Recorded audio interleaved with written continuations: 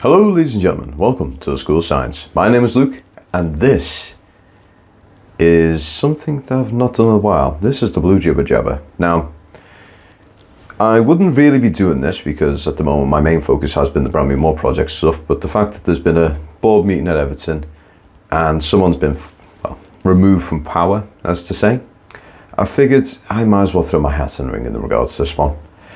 So, if what you've read is actually true, and what I've read is actually true, Marcel and Denise Baxendale, well, Denise we'll talk about in a minute, but Marcel Brands has been removed as the director of football and is going to get his severance paid out, and from here on in, Rafael Benitez is going to be the main point of contact when it comes to transfers and recruitment.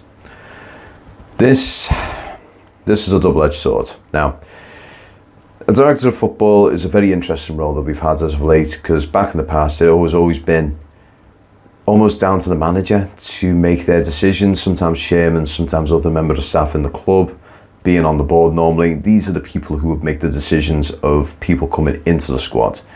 This whole director of football thing has always been one that's been a bit peculiar to me, because I've always thought the manager should be the person who has the say of who comes in and who doesn't. But I've tried to roll with it because they're probably in charge of all the scouts that we have across Europe, across the world, across the universe, say. So seeing Marcel Brands go is not exactly bittersweet to me, because I feel like his impact at the club has been minimal to negative at best.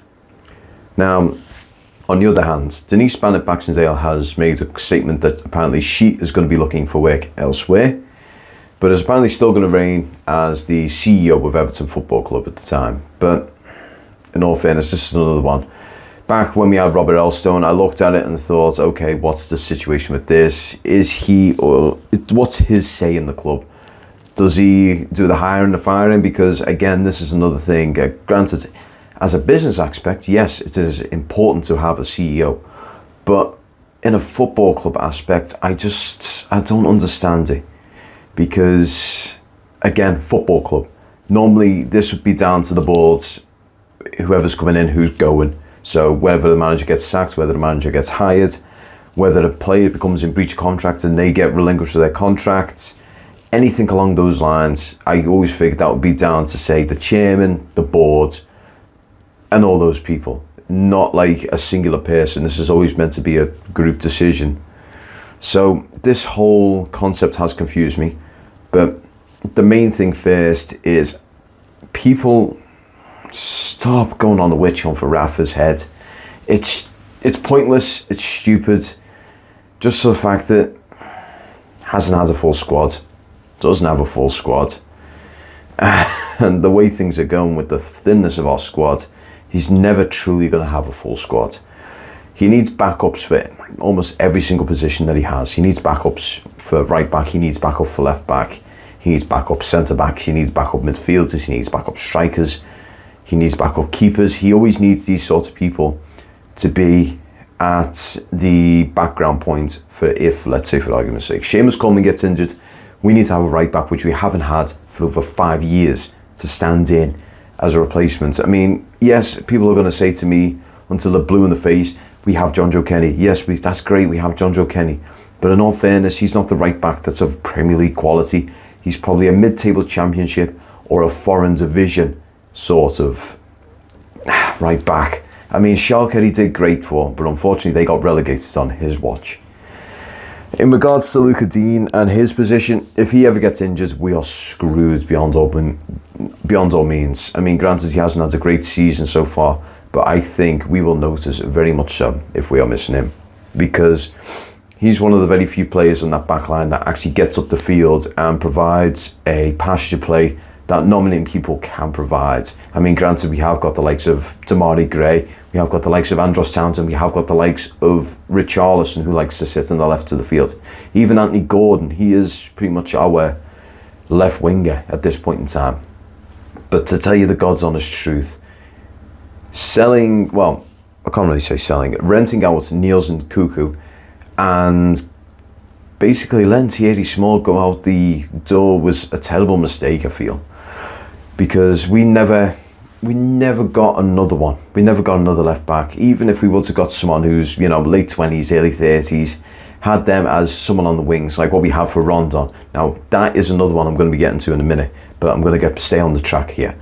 So having a backup in each one of these positions is absolutely critical, because we just cannot afford to be dropping the points that we've been dropping. We've dropped so far. We've dropped 7 games out of 8 where we've lost outright. I mean, against Brentford, that was stupid to lose to, just because all they did was get a penalty, score, and held back. Now, you could see where we were missing Dominic Calvert-Lewin, because Damari Gray made 2 great crosses, and we should have had someone on the end of it. Rondon was too slow for it. So in that situation, what he should have done was bring Rondon out, Ellis Sims, Lewis Dobbin, bring one of those 2 in, have them fill in that position.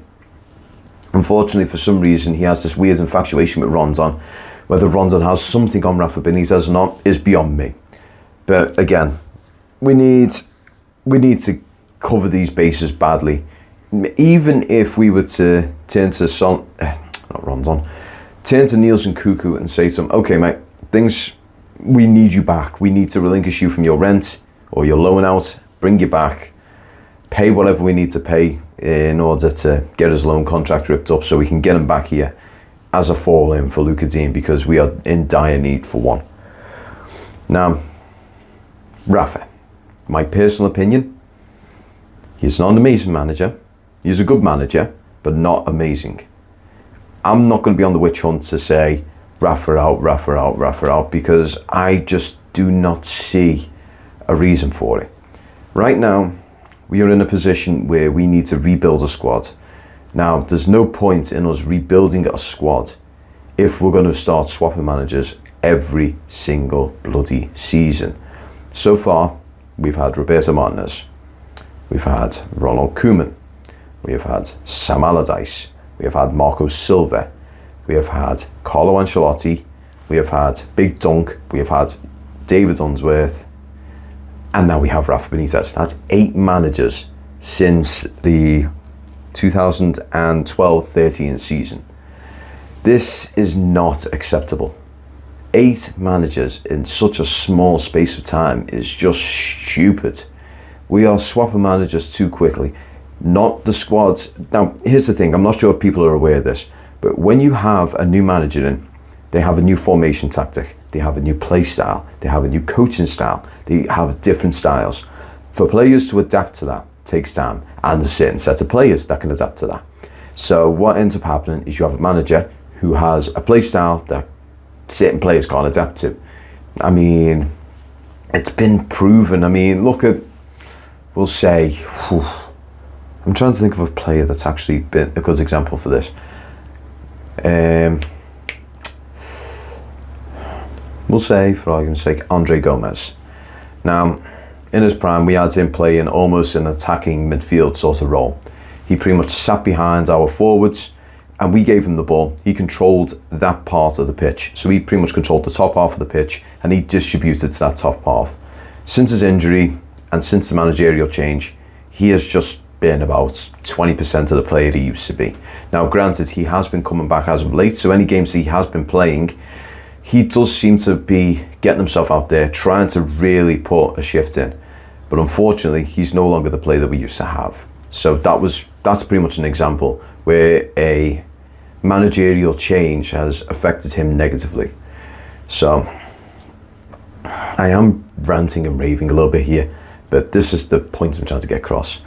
I want to give Rafa to the very end of this season. Let's say, for argument's sake, if we finish above 12th, I would like to keep him. If we finish 13 or lower, I would reconsider. But we'd have to take into account who he brings in the January window. Now, if we bring people in on loan, we bring people in on loan. If we buy people, we buy people. But we need to be behind him in the fullest extent. We cannot, and I cannot stress this enough, we cannot go on a witch hunt for him, because there's just no point at this point in time. Now, I know there's loads of people who are saying, but he's a Liverpool legend, he's won Liverpool this, he's won Liverpool that. Great, all the more reason to keep him. If he's done it with Liverpool, with the likes of bloody John Arnorisa and all them, getting them into a shape where they could win a Champions League against AC Milan. Back then, AC Milan were considered a juggernaut of Europe. If he could get them to win that and win the FA Cup, then go to Chelsea, win silverware with them, go to Real Madrid, win silverware with them. He's went wherever he's went, apart from China. We're not going to talk about China because China right now, that's just up in flames right now. Seriously, if you look into the Chinese Super League, their top team has just folded. The reigning champions of the Chinese Super League has just folded. So you need to take that in consideration altogether. But take it into the fact that he is a silverware winner, just like what Carlo Ancelotti was. Now, I'm not saying Carlo Ancelotti is on level with Rafa Benitez, because Carlo Ancelotti's up here, Rafa's kind of about here in terms of quality. But we need to be behind him. Stay behind him. None of this Rafa out bullshit, honestly. Now, in regards to the whole 27 minutes for 27 years thing, I agree with the whole standing up and just being silent for it.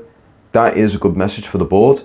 But walking out, do you know what that's going to do for the morale of the Everton players? That would be absolutely disgusting to do to the Everton players. It is not their fault that right now they're performing poorly. Well, not entirely their fault.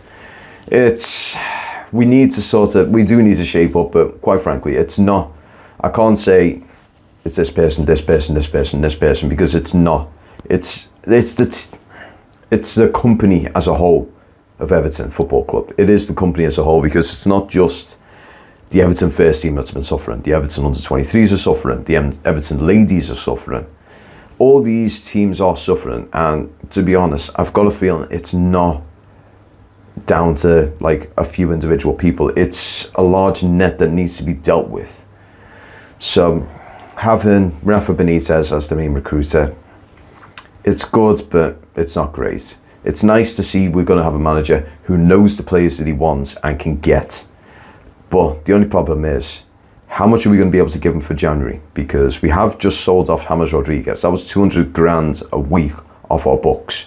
So that alone will accumulate a few million. So we might be able to, say, get 4 or 5 players on loan, maybe sign 2 or 3. Do something like that. We can then revamp the squad and just keep at it. We just need to get this season out the way. If we finish top half, that would be brilliant. If we finish mid-table, it happens. It's no worse than what we did last season under Ancelotti. If we finish anywhere near the relegation zone, then things do need to be looked at. But I can promise you one thing, we are not going to get relegated. That is not even on the table right now. We are not in the form so bad that we are looking at the barrel of relegation, because right now that shouldn't even be considered. But in any case, guys, I'd like to thank you all very much for watching. I'm sorry that this one's a bit of a stupid rant. I don't really like ranting about the whole situation, but to be honest, I need to put my chips on the table, because literally everyone has got their opinions going out there. I need to put my chips on the table just to express how I feel. So yeah, I'd like to say a big thank you to all the guys here, those being CT Baz, Mal, Mark Bones, Martin Evans, and have we got another one? I will have a quick look. Do we have another one?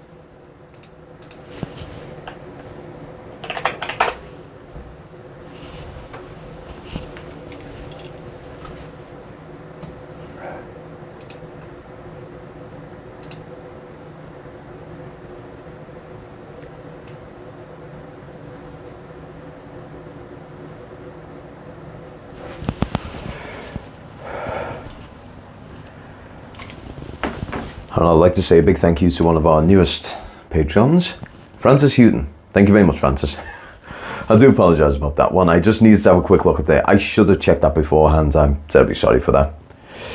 But in any case, guys, if you like the video, please hit the like button down below. Just shows me that you like what you see and you want to see more of it. If you want to suggest anything, just put it in the comment section below, whether it just be a simple compliment, whether it's a opposing opinion. I want to hear people's opinions about this, because this is a serious situation we are in.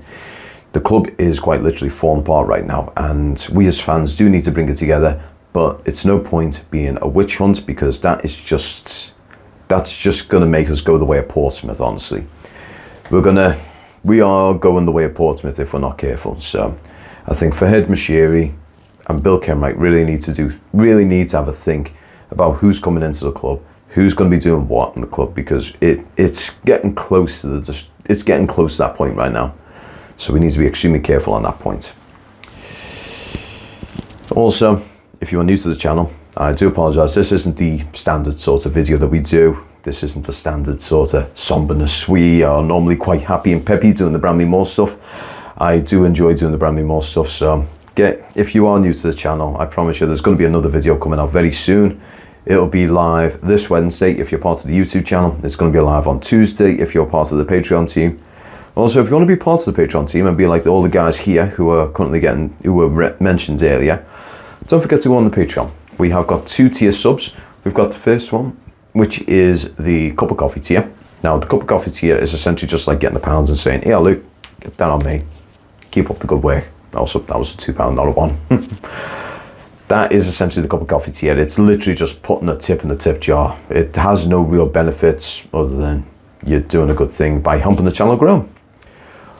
Or if you want to be one of the people who can get early ad-free access to our videos, this being like this one, or like the Bramley Moor project, why not go and be a part of the School of Science Superfan? Now, as I said, it's £3 a month, so it's 3 times the amount of the cup of coffee tier.